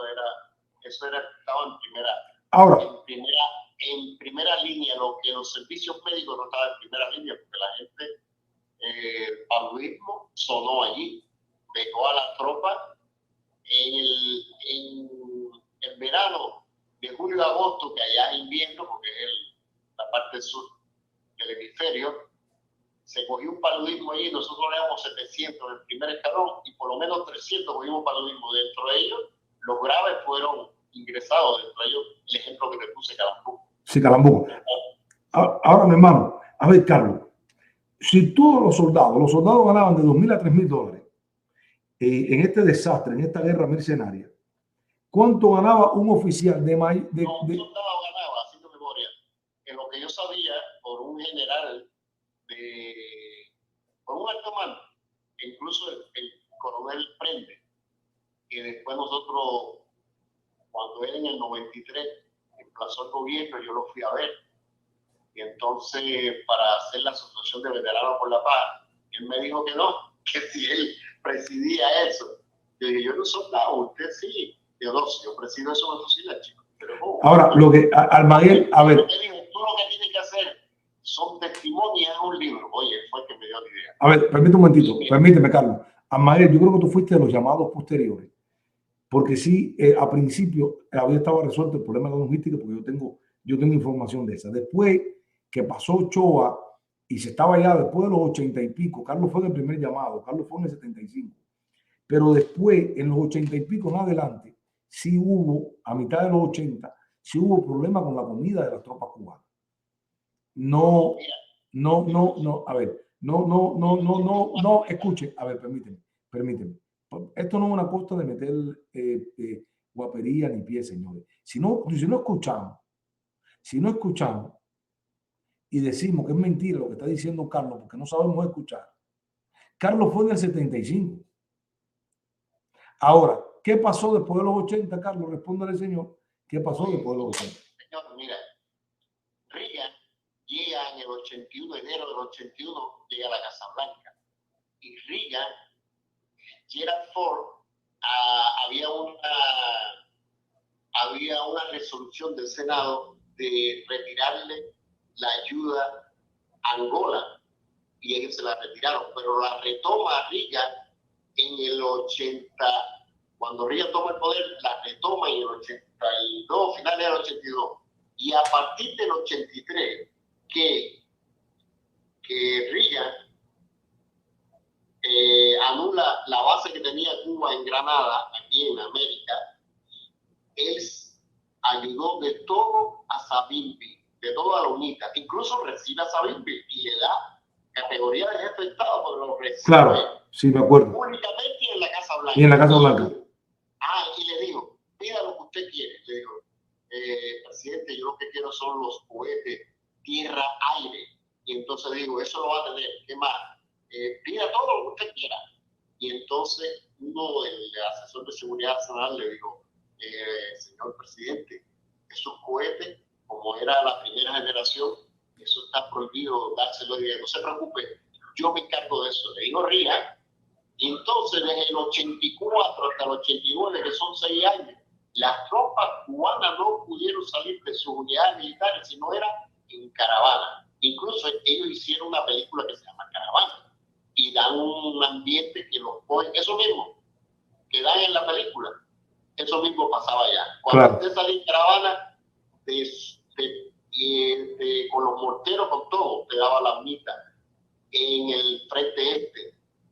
Y ellos, claro, Caravana es una película cubana, por supuesto, ellos salen ahí airosos, ahí también lo hay. Y ellos salen airosos y resuelven ese problema. Nunca se resolvió ese problema. Pues yo puse, es muy pequeño, yo te sugiero que te leas el libro. Yo ahorita dije una compañía. Sí, yo lo estoy leyendo. Pero hubo una compañía de 200 y pico hombres de Holguín, que todo era de Holguín, que le pasó similar, para que sepan. Sí, tú hablas de la invasión de Cumato, todas estas cosas. Ahora, Carlos, ¿cuánto ganaba un general? No, los coroneles generales daban por los $3,000 según datos del coronel Prende, que era un tipo informado, incluso fue piloto de la guerra esa, y también otro general que no puedo decirlo, aunque muerto, no lo puedo decir porque todos sus familiares están en Cuba y pueden tomar medidas. No merece la pena. ¿Pero cuánto ganaba un general, Carlos? ¿Cuánto le dio un general por...? Los coroneles generales, según Prende, que fue el que me dio los datos, y este general, que no digo el nombre, que esté muerto, 3,000 mensuales ganaba. Increíble. Por eso que se hacían tan ricos. Ahora, Carlos, en el tiempo que tú estuviste en Angola, un semestre Cuba pudo ganar hasta 500 millones. 16 semestres multiplica. 500 millones. A ver, producción, sácame ahí 500 millones por 16. 505 por... No quiere decir que no, porque ahí, por ejemplo, al principio hubo 30,000, pero después hubo 15,000 nada más. Eso lo pagaba el gobierno angolano. Pagaba el gobierno porque le sobraba dinero del petróleo que vendía. Tenían minas de diamante, madera preciosa.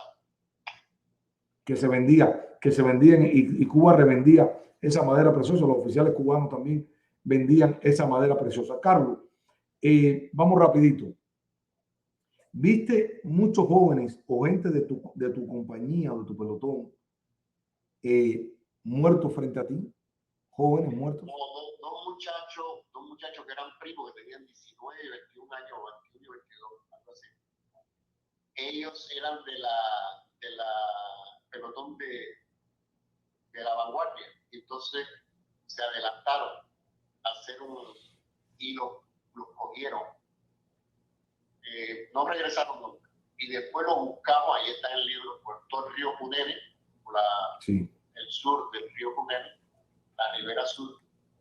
Lo buscamos y nunca los encontramos. Una vez se encontró una base, las dos chapillas, que estaban con un nombre. Porque las chapillas, por ejemplo, yo que había acabado de graduarme, técnico agrónomo, me habían hecho un pasaporte que yo iba a ayudar técnicamente, asesorar en la caña de azúcar en Angola, que ellos tenían un central en el norte. Pero eso era para la imagen, ¿no? Ellos lo cogieron, lo pusieron en la caja fuerte de los trincas y nos dieron una chapa. Y ese eras tú. Yo era el 9.999. 9.999. Wow. Carlos, Visto visto. ahorita que Reagan le quitó el apoyo a la UNITA, no, fue Gerald Ford. Reagan fue el que se lo dio y recibió a Savimbi como jefe de Estado. Sí, porque está diciendo que en el 80 y pico, Almaguer, que estuvo en la guerra de Angola, está diciendo que le quitó. A ver, producción, búscame esa información, producción. Si me la encuentra, si Reagan le quitó a UNITA, le quitó algunos los recursos que le había dado. A ver qué. Los cohetes, cuando Reagan autoriza los cohetes tierra-aire, que eran los cohetes tan esos modernos, esos que están usando los ucranianos en la guerra contra Rusia. Ya la tercera generación, ellos eran los primeros. Y era el primer gobierno, la primera fuerza armada que tenía unos cohetes así modernísimos. Entonces, ellos, oye, los helicópteros cubanos o tenían que ir muy alto o tenían que ir muy pegados. Entonces, no tenían efectividad sus acciones. Dentro de ellos, un piloto, yo te lo mandé para ahí, un piloto de apellido Calvo, hermano del Calvo, el Juan Pan, sí.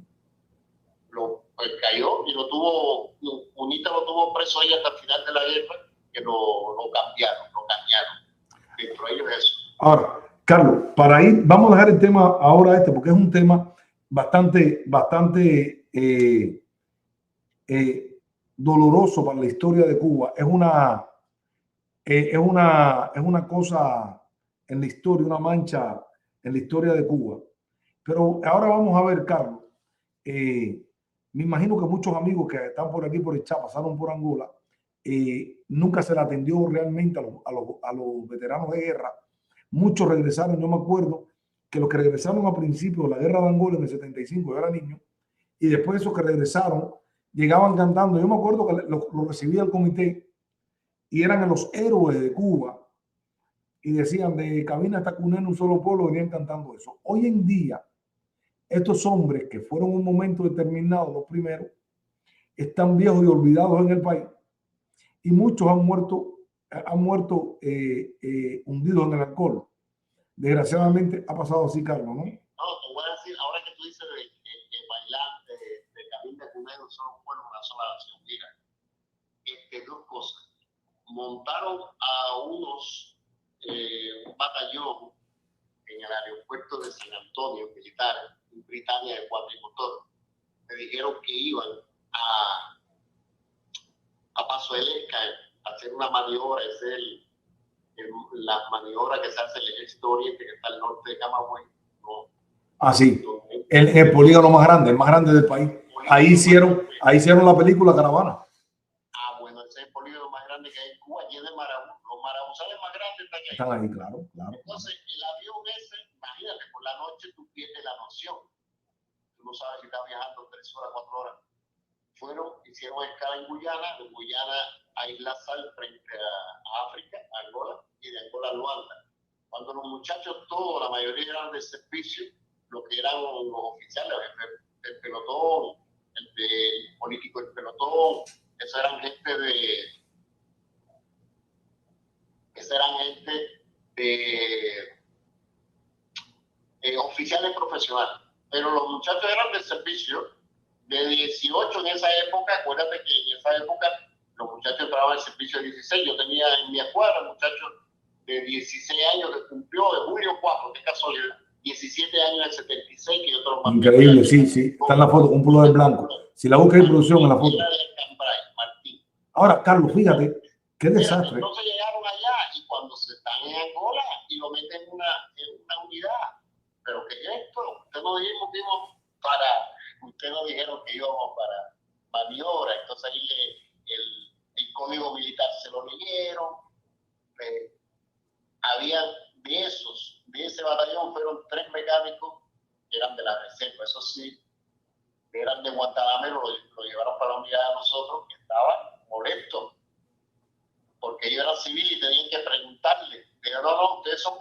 cuando la reserva, la ley militar en Cuba dice que cuando la reserva te moviliza, usted es un militar y usted se adscribe al código militar. Oígate, me metieron el pie. Mira ese muchachito que está con pullover, cumplió 17 años el 4 de julio, del 76 en Angola, y eso es en Guamá. Entonces, esa era la escuadra mía en la ametralladora de... No, tú estás ahí, ¿no? Yo no estoy ahí porque yo soy el que tiro la foto. Ah, carajo. La cámara del político de batallón y ellos pusieron esa foto en el currec. Te puede decir de izquierda a derecha, el primero es Almeida, que era el enfermero de la compañía. El segundo, de izquierda a derecha, ¿no? Mirando al frente, sí, es Gómez Sosa, era un ametrallador. El tercero es el juguete Reginaldo de mi escuadra. El del pullover es Martín. El otro era el que está con el fusil, es así. Era el chofer de jefe de compañía. Esta compañía se llamaba Noda. Y el que está sentado, no me recuerdo quién es. Wow. Entonces, déjame, ¿qué era lo que estábamos hablando? Que me desvié para esto. No, estábamos hablando de esto, de los oficiales en Angola. Me fui porque estaba viendo lo que estabas hablando aquí y mi productor me estaba escribiendo algo. Pero, Carlos, para terminar, ya el tema angolano, por favor. Tú supiste de algunos generales que dieron órdenes, jefes de misiones que dieron órdenes de fusilar a jóvenes cubanos? No, lo único que yo supe fue lo que se habló en la causa 1, que que Ochoa había mandado a fusilar a 4 jóvenes. Ok. Yo lo pongo en mi libro, pero digo que la fuente es está bien. Ok. Carlos, ninguno de ustedes, como la dictadura cubana mandaba a civiles sin preparación, ¿era mandarlo a una muerte anunciada, Carlos? Obvio. Yo fui uno de los primeros que me movilizaron para ayudar a arreglar el campamento, para recibir a las personas, a los muchachos y a las personas que iban. Y llegaron personas con 10 días. Alabado sea Dios. 10 días. Yo fui uno de los mejores preparados, y eso que yo había pasado el servicio. O sea, yo estaba preparado, pero a mí me dio tiempo porque fui de los primeros que llegué a Guipulca. Ese es el del Ejército Central, donde se hace maniobra. Ok. Carlos, vamos a tocar rápido el tema. Esta parte hay que seguirla. Pero miren Luanda cómo está. Miren Luanda actual. Miren eso. Donde derramamos sangre los cubanos. Mira el desarrollo que cogió Luanda y mira cómo se quedó La Habana. Increíble que murieron tantas personas en un país que se volvió netamente capitalista, el país de Angola. Yo recuerdo en Miami Beach encontrarme a un general de Angola. Él me dijo, Carlos, yo estaba de bounce en la discoteca en Washington, en la Lincoln Road, Miami Beach. Y él me dice, él me habla conmigo, van, y él me dice, ¿tú eres cubano? Sí. Era un hombre bien vestido, con su familia, en Miami, que su hija estaba estudiando en la universidad, ahí en Miami, en la Universidad de Miami, general. Y yo le dije a él, conversando con él, ¿y usted es general activo? Sí, yo fui general activo y conozco muchos cubanos que pelearon en la guerra con nosotros. Digo, ¿qué caso? Miren esto, qué paradójica la vida, ¿no? Increíble el destino, la vida. ¿Cuántos hombres nuestros murieron en Angola? Y ahora yo tengo frente a mí a un general en Miami. Wow. El hombre se me quedó mirando serio. Pero eso se lo dije yo porque Cuba, sabemos que la dictadura tiene inversiones ahí con el general López Calleja en el gobierno de Dos Santos, y con este gobierno siguen las inversiones de esta dictadura en este lugar. De hecho, el último contrato que se le cerró a López Calleja, y el nuevo presidente, ¿cómo se llama el nuevo presidente de Angola? Luando, ¿cómo es? Wow, Joao, le retira el contrato de $300 millones a Gaesa al grupo de constructores de Cuba por no haber comenzado la carretera que se le dio $300 millones.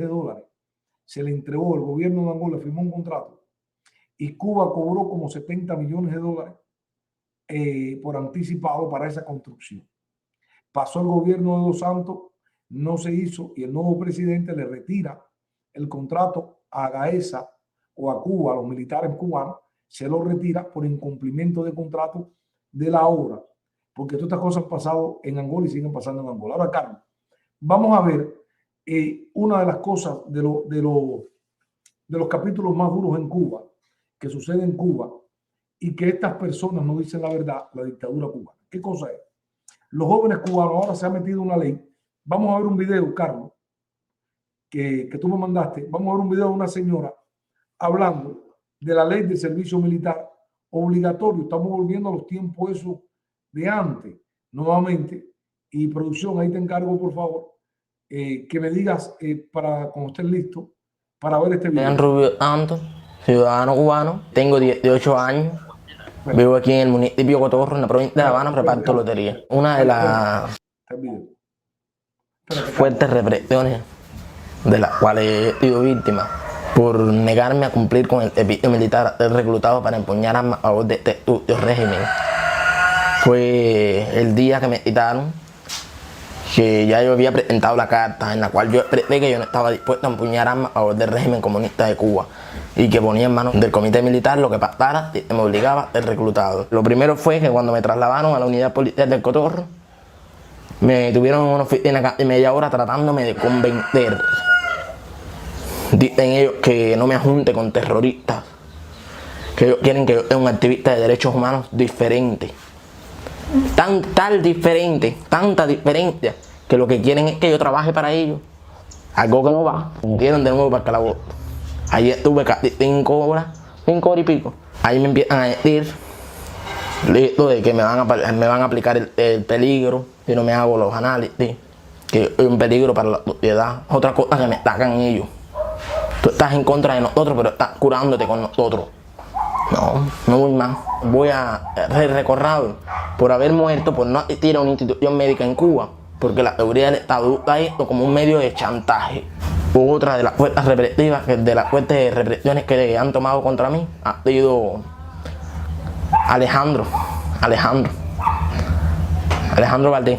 Dice que yo lo que tengo es deseo, el día que presté todo esto, el día del visto que me trasladaron a la unidad, yo lo que tengo es deseo de darte un piñazo por la bocota esta que tú tienes.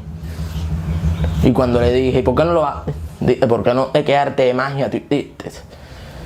Que ya Berta Toler y Ángel Moya saben que nosotros te tenemos en nuestras manos. Y no... Gracias, producción. Ahora, el video de la señora, por favor. En un futuro pueden incorporarse fundamentalmente. La primera. En un futuro. Señora Giselle González García, segunda secretaria de la Dirección General de Asuntos Multilaterales y Derecho Internacional del Ministerio de Relaciones Exteriores de Cuba. Por favor, Giselle. Sí, sumarme a los agradecimientos a este comité por la oportunidad de presentarnos acá y abordar cuestiones fundamentales para Cuba. Me referiré a 2 cuestiones fundamentalmente. La primera, respecto a la reserva de Cuba al primer protocolo de la Convención de los Derechos del Niño. Lo primero que debo trasladar es a este comité la certeza de que en Cuba no se reclutan ni se reclutarán niños. Es clara nuestra Ley de Defensa Nacional cuando refiere 3 premisas fundamentales. La primera, que los ciudadanos de ambos sexos que así lo deseen y lo expresen manifiestamente pueden incorporarse de manera voluntaria al servicio militar. Estas cuestiones, la violación de estas 3 premisas contenidas en nuestra Ley de Defensa Nacional, serían sancionadas por los delitos previstos tanto en la Ley de Delitos Militares como en el Código Penal vigente en el país. De cualquier modo, debo señalar que al no existir conflictos armados en Cuba, no se produce un vínculo directo entre los jóvenes que cumplen el servicio militar y las acciones combativas. Rancel. Ok, gracias, producción. Carlos, déjame subirte el volumen aquí. A ver. Ok. Carlos, en Cuba está pasando esta ley nueva que han pasado del servicio militar. Esta señora se baja con la demagogia, que es mentira, que es voluntario.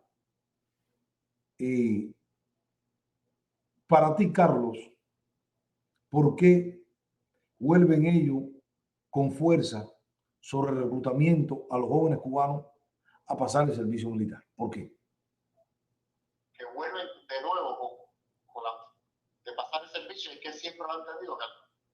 Cuando en mi época se llamaba servicio militar obligatorio, 3 años. Fíjate que yo pasé 2 años, me dan de baja de 1 y después, 3 o 4 años después, me dice, usted le debe 1 año a la patria y me pasaron por arriba. Después, en el 89, ellos, la ley del servicio militar obligatorio,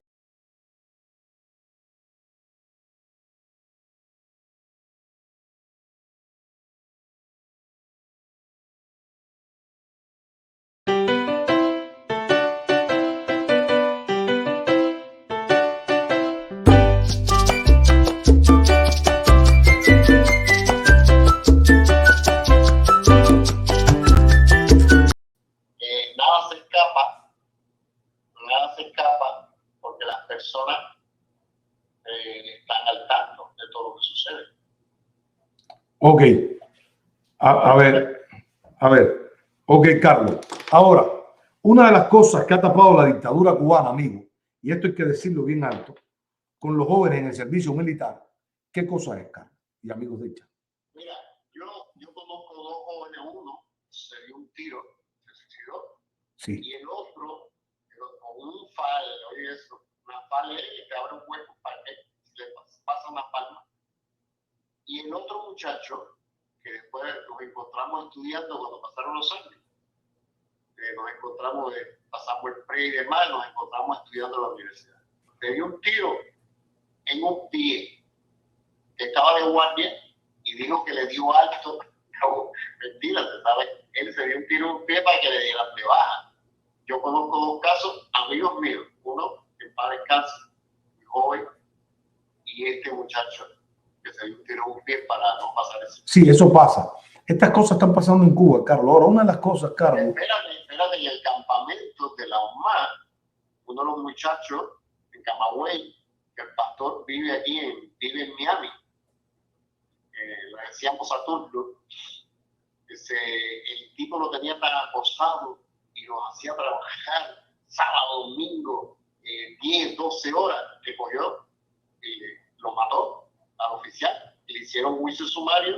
Oye, un muchacho de 19, 20 años, 21, 22 años, y lo fusilaron con todos los campamentos ahí. Lo fusilan. Eso, hay una crónica que yo hago en Hablemos Pre, que yo hablo de eso desde Cuba. Yo lo pongo allí, pongo el ejemplo que este pastor que vive en Miami, le decimos Saturno vio a Fidel y me lo contó. Oye, vi a Fidel en el 2012, o en 2009, no sé. Vi a Fidel saliendo de la Cancillería porque él hacía mecánica. Y entonces, y me quedé, no me dejaron avanzar, me quedé. Entonces, de ahí, y me hace el cuento, la historia. Y yo le pongo ese título.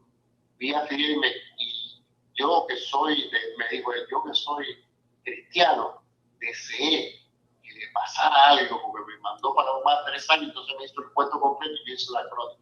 Wow. Este muchacho mató al oficial que abusaba de todos ellos y lo fusilaron en un juicio sumario.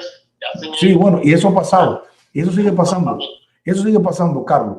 Ahora, hay algo, Carlos y amigos del chat, que pasa en Cuba, y esto ha pasado toda la vida en Cuba, con las maniobras en Jejenes, en Pinar del Río, donde Occidente hace las maniobras. El ejército occidental va a Jejenes, a Pinar del Río, al polígono de Jejenes, y en todas las maniobras de los 3 ejércitos, suceden muertes y accidentes graves de jóvenes haciendo estas prácticas militares, estos ejercicios militares. Se decía una anécdota, no sé si eso era cuento ficticio o no, pero se decía que Raúl Castro decía que en una maniobra donde no había muerto, no era una maniobra buena. Fíjense lo que decía Raúl Castro. Raúl Castro decía que para una maniobra fuera eficiente, tenían que haber muertos y heridos. Porque estas maniobras se hacían con balas de verdad. Yo me recuerdo, Carlos, que en el entrenamiento en Los Pinos, en el Cacho, y pasan estos accidentes, porque cuando uno está joven y uno tiene armamento, está la preparación, pero hay cosas que te pueden panicar, puedes entrar en pánico. Y yo me recuerdo que estábamos en una trinchera, Carlos, y nos tocó tirar la granada. Tú sabes que tú quitas la anilla y automáticamente cuando estás en la trinchera tienes que tirar la anilla, tirar la granada, porque si no puedes ocasionar un accidente. Te explotan. El amigo que estaba dos oficiales más que yo, 2 estudiantes más que yo, quita la anilla y se queda con la granada en la mano y Manzano le decía, tírala, porque si él se quedó frisado, yo me quedé mirando, dijo, ya reventamos aquí. Si él nada más que chocaba su mano con la parte de atrás de la trinchera, imagínate una trinchera estrecha, hubiéramos explotado todo. Y ahí vienen los accidentes por consecuencia. Y yo me recuerdo que en la práctica del Cacho, por la ametralladora, que estábamos cruzando el campo de obstáculos, agacha completamente, la ametralladora 50 la bajaban los oficiales. Tú no podías levantar la cabeza. Y yo no vi ahí cerquita ninguna ambulancia. Y estábamos en el campamento, estábamos en el Cacho. Todos los que han ido al Cacho saben lo retirados que estábamos en las montañas del Cacho. Y una de las cosas, Carlos, que la dictadura se ha callado por mucho tiempo, es los heridos en maniobras de las Fuerzas Armadas cubanas. Vamos a ver un video de un joven que fue de la Brigada de Estilo Especial, que estaba en el Mariel. Vamos a escuchar este video, el trato de esta gente. Adelante, producción, con el video que está ahí.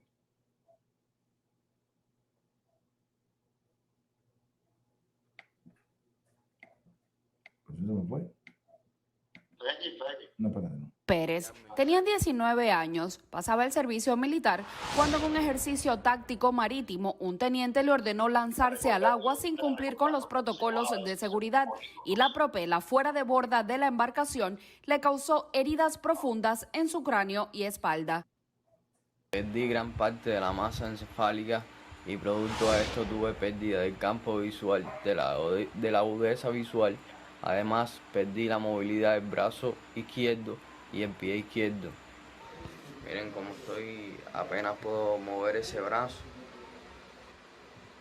Y el pie tampoco prácticamente puedo mover. Ya ese video lo vimos, lo estuvimos viendo mucho tiempo por ahí. Ahora, Carlos, a ver, adelante. Yo conozco 2 casos de accidente. Uno, cuando al final la preparación que estábamos haciendo en el polígono de Guipulca del Ejército Central,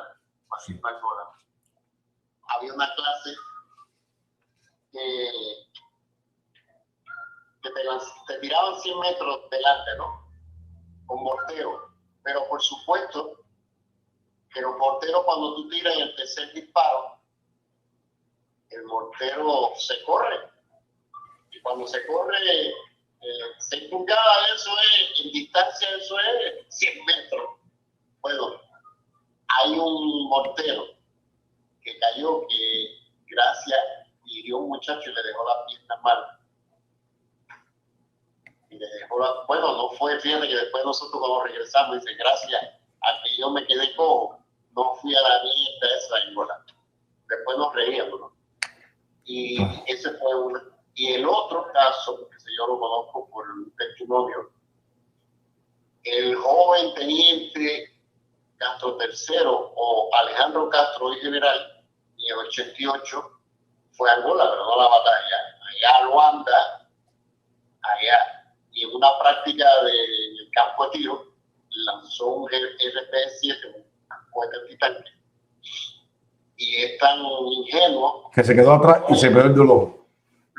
Lo tiró ahí cerca, a 37 metros, 40 metros, un Sí. equipo de evasión, ¿no? Sí, claro, claro que sí. Y digo un ejemplo para decir que él no fue a caravana ni a batalla. Él estaba tomando vinos y rosa en Luanda. Ok, Carlos, oye, te voy a dar las gracias, hermano. Tenemos que terminar. Es una lástima que el internet tuyo haya estado tan malo. A ver qué pasó ahí con el internet después que te diga y tu familia. ¿Qué pasó con el internet tuyo? Por favor. Pero gracias de todas maneras, Carlos. Es un tema muy bueno. A ver si podemos rescatar la segunda parte de tu libro para poder seguir con este tema, porque tú estés en cámara. Así que gracias, Carlos, ¿ok? Sí, yo creo hoy para despedir, por ejemplo, el muchacho que era miembro del comité de base que lo organizaron, se llamaba Agua, había estado en la graduación que Fidel Castro había ido al Instituto de nosotros hacía 3 años. Y ese muchacho, cuando vio que era Angola, dijo: no, yo no voy a ir allá. Era talento. Lo expulsaron de la expresión experimental, está en el libro. Lo expulsaron de la juventud, del trabajo y de la universidad. ¿Viste? Ok. Entonces, este muchacho no fue. Otro cocinero del instituto que no quiso ir, hicieron una reunión, lo humillaron. Y un cocinero de la reserva. Y el otro muchacho de la reserva también. Así pasa. Bueno, mira, entonces después nosotros cuando hablamos que queríamos regresar, decíamos: mira, no tuvimos, deberíamos haber hecho lo que hizo Agua. Ya, Ok. eso es. Carlos, oye, gracias, mi hermano. De veras que sí. Gracias por tu apoyo, gracias por tu experiencia en la guerra de Angola, los mutilados, todo esto. Gracias. Después hablamos, Carlos. Muchas gracias. Saludos a la familia. Dios te bendiga. Gracias, mi hermano. Gracias. Bueno, amigos, no quiero pedir disculpas a todos ustedes. Estaba bien todo. No sé qué pasó cuando sube estos temas también. Cuando pasan estos temas, se vuelven locos los comunistas. Vamos a ver si ya nos reportan en la directa, porque la reportan desde temprano cuando hay estos tipos de temas. Lo reportan así. En Cuba queda una deuda. La dictadura cubana tiene una gran deuda con el pueblo cubano. No ha dicho la verdad de la guerra de Angola. No dijo la verdad de qué pasó en el entierro de los muertos de Angola, si vinieron cuerpos, qué cuerpos vinieron, qué fue lo que vino, los huesos, los restos de las personas que fueron a Angola. Muchos jóvenes perdieron su vida en Angola, muchos seres humanos, hombres, perdieron su vida en Angola. En Cuba hay muchos hogares enlutados por culpa de la dictadura cubana. Hay madres que se quedaron sin sus hijos, hay niños que se quedaron sin sus padres, hay mujeres que se quedaron sin sus esposos. Y esta dictadura tiene en su lista a miles y a miles de cubanos en la lista. Como dice mi amiga Aimee, nosotros caminamos en una isla que es un panteón. La isla cubana es un panteón donde todos estamos caminando sobre los muertos. Es una isla que ha ido a un precipicio, pero una degradación de grandes magnitudes.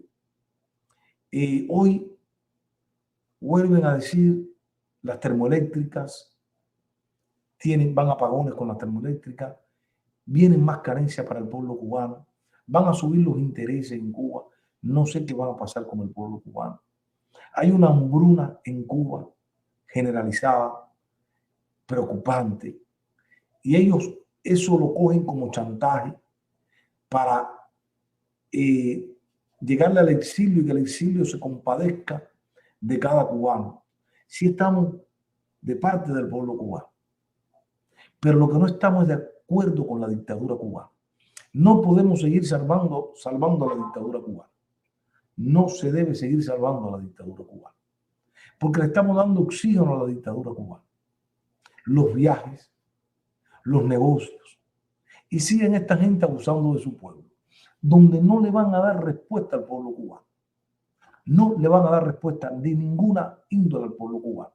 Es una lástima que Cuba, siglo XXI, una isla con talento, con personas con talento, con capital humano, no tenemos que compararnos, como dicen ellos, con los demás países del resto de América Latina.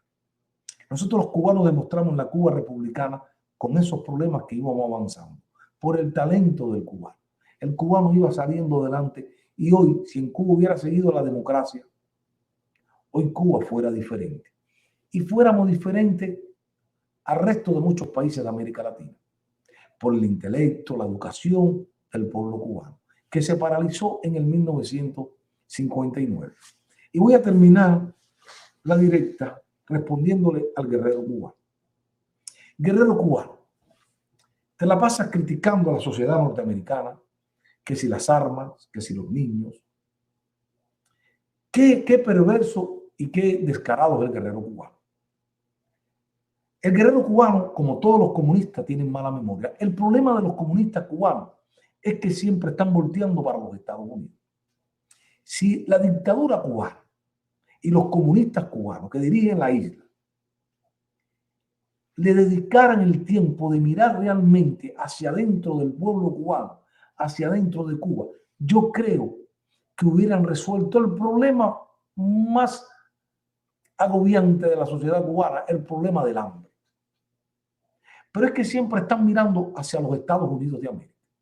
Dice el guerrero cubano, y tengo que responderle a este imbécil, nunca lo hago, porque dice que los niños en Estados Unidos con armamento. Se le olvidó al guerrero cubano que los niños cubanos íbamos a la CENMI a tirar tiro. Se le olvidó al guerrero cubano los lemas que cantaban los niños en las escuelas. Comandante jefe, ordene, no sé qué cosa sobre esta tierra, que vamos a hacer la guerra si el imperialismo viene. Eso lo cantaban los niños en las escuelas, guerrero, donde dábamos clases militares en los tecnológicos y en los preuniversitarios, guerrero. Que el niño cubano estaba cogiendo armas en la CENMI. Y cómo tú te dedicas a mirar hacia los Estados Unidos. El problema de los Estados Unidos. Pero nosotros, sí, el problema nuestro es Cuba, aunque vivamos en Estados Unidos, porque somos cubanos. Porque para ustedes nosotros somos traidores. Todo el que se va de Cuba es traidor. Todo el que piensa diferente al régimen cubano es traidor. Pero cuando llevan dólares no son traidores. Pero lo que sucede es que el cubano que visita Cuba tiene un nivel de conciencia animal por abajo, por el piso, que no ha salido del nivel de conciencia que viene de esa isla maldita. Porque es una isla maldita, donde profanan los cementerios, donde nuestros muertos no descansan en paz, porque abren las tumbas para hacer no sé qué cosa. Invocamos lo que no tenemos que invocar en Cuba. Si nos dedicáramos los cubanos de verdad y esta dictadura se dedicara a sacar el país hacia adelante, yo pienso que el país hubiera salido adelante. Pero no hay tiempo y no tienen tiempo porque su sistema se desgastó, se agotó, se acabó. Porque ustedes ya demostraron, y el pueblo cubano tiene que entender de una vez por siempre, pueblo cubano, ciudadano cubano de a pie, tienes que entender algo. Busca la historia, ser joven. No resolvieron el problema con dinero de la Unión Soviética y un bloque de países mantuvo a Cuba, y Cuba, la dictadura no pudo sacar a flota al cubano, no pudo llevarle un bienestar realmente al cubano. Es la consecuencia de la política que han llevado durante 63 años. No le crean a los voceros de afuera, a los voceros de adentro. No van a sacar a Cuba adelante. Hoy están las termoeléctricas, 3 termoeléctricas, ya sale del aire la termoeléctrica de Camagüey. Lo dijo Carlos Lorenzo, Carlos de Cuba, lo dijo aquí. Las construcciones, dijimos, los edificios se están cayendo, los edificios, porque es que se acumuló tanto problema en el país que para entrarle a esa isla hay que entrarle con cientos y cientos de millones de dólares que ustedes no tienen. Es el problema de la alimentación, la infraestructura carretera, la infraestructura de hogares, la infraestructura todos los acueductos del país, desastre, el agua de alcantarillado, desastre, las ciudades se están cayendo, el cubano, la infraestructura hospitalaria, no hay medicamentos, no hay nada en el país. No van a sacar puentes de amor. No puede vivir un país de donaciones, señores. No puede vivir un país de donaciones. No podemos seguir mandándole donaciones para Cuba porque estamos haciéndole daño al pueblo cubano. Hay que parar esto de una vez para poder salvar a Cuba. Las donaciones no salvan a nadie. Las donaciones es pan para hoy y hambre para mañana. Un país se gobierna con responsabilidad, con estrategia de sacar al país hacia adelante a futuro.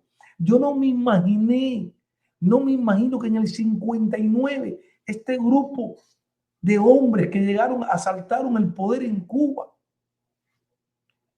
el futuro que miraron 60 años después. Yo no puedo imaginarme que su mente haya estado pensando que este es el futuro de Cuba, las condiciones que se encuentra Cuba. Como un gobernante, decía el presidente de México, Peña Nieto, yo no me levanto todos los días para querer chingar a México. Pero coño, Fidel Castro parece que se levantaba todos los días con las ganas de chingar al cubano. Yo no puedo imaginarme, Díaz-Canel, cómo tú visualizas a tu país, a tu pueblo cubano. Yo te reto, Díaz-Canel, cómo tú visualizas que le digan al cubano, en 5 años vamos a estar aquí. Pero cada vez que hablan es que estamos peor. Amarrarse el cinturón. ¿Pero amarrarse el cinturón quién? El pueblo. Amárrense ustedes.